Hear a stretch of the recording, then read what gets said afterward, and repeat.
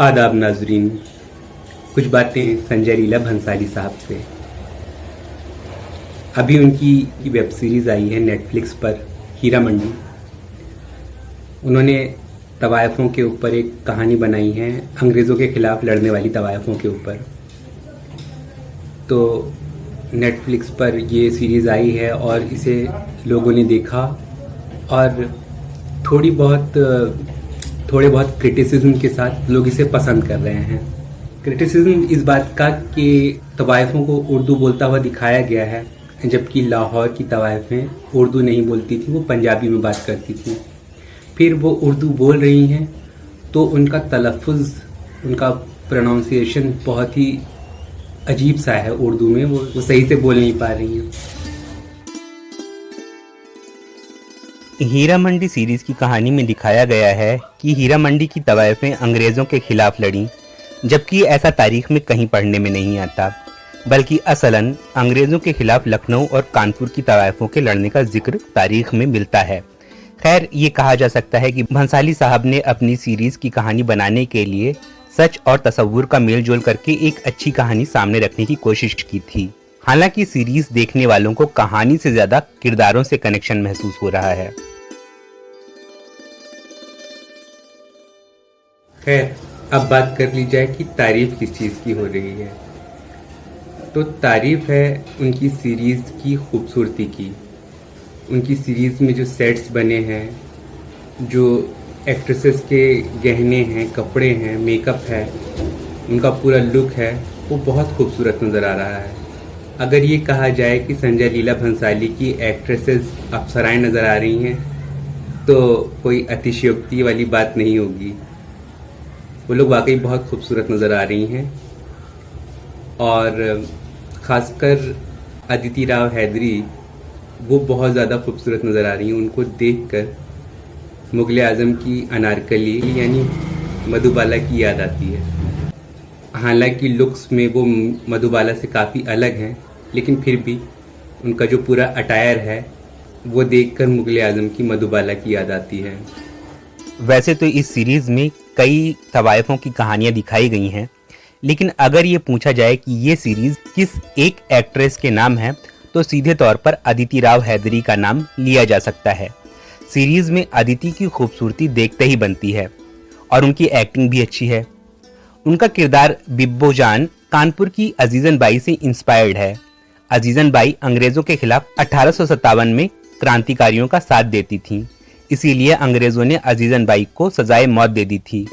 बहरहाल, सीरीज़ में अदिति की खूबसूरत मौजूदगी और उनका दमदार किरदार ये चीज़ें वैसा ही एहसास कराती हैं जैसे मुग़ल आज़म में मधुबाला की मौजूदगी कराती थी और उनका किरदार कराता था। इस सीरीज़ में म्यूज़िक वाला हिस्सा ज़रा कमज़ोर बताया जा रहा है। शायरी वाला हिस्सा जो है वो कमज़ोर है। जो इन्होंने अपनी ओरिजिनल जो शायरी रखी है वो कमज़ोर है। नज़रिया की मारी जो पुरानी ठुमरी है वो अपनी जगह बेहतरीन है, शकलबन अपनी जगह बेहतरीन है, लेकिन जो इन्होंने अपने आप शायरी लिखवाई है वो ज़्यादा अच्छी नहीं बन पाई है, इसलिए थोड़ा कमी सी महसूस होती है। वैसे म्यूज़िक बहुत अच्छा है, ख़ासकर आप एक बार देख लीजिए जो गीत है उसकी शुरुआत में आप म्यूज़िक सुनिए, आपको जगजीत सिंह की गज़लों वाला म्यूज़िक बिल्कुल याद आएगा।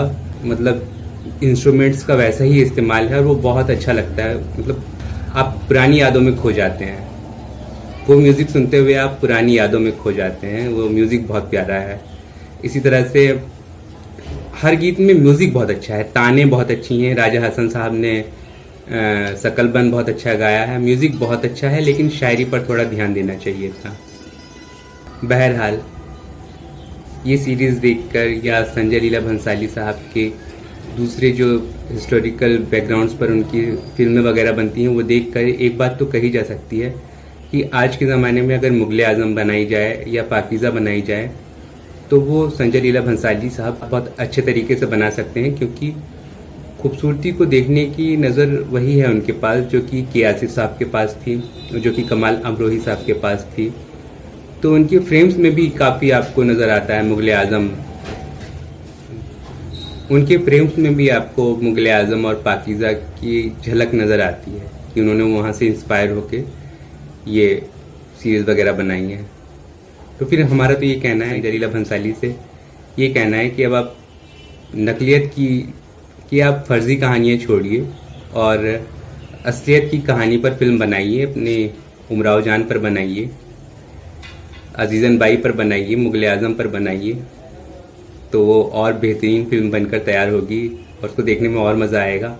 और उमराव जान पर या फिर किसी भी हिस्टोरिकल बैकग्राउंड पर फिल्म बनाते हो तो क्योंकि गज़लों वाला हिस्सा जो था, शायरी लिरिक्स वाला हिस्सा कमज़ोर रहा था, तो वहाँ पर एक सलाह ये है कि मीर तकी मीर, मिर्ज़ा गालिब या उस ज़माने के और जो उर्दू के शायर हैं, बाद के उर्दू के शायर हैं, बहादुर शाह ज़फ़र हैं, इनकी गज़लें बहुत अच्छी हैं, उनका इस्तेमाल किया जाए तो फिर सीरीज़ में 4 चांद लग जाएंगे, या फिल्म जो भी बनेगी उसमें 4 चांद लग जाएंगे। या फिर आज के ज़माने में भी बहुत सारे अच्छे शायर हैं मौजूद, उनसे गज़लें लिखवाई जा सकती हैं। एक मतलब प्योर उर्दू की गज़ल होनी चाहिए। इसी तरह से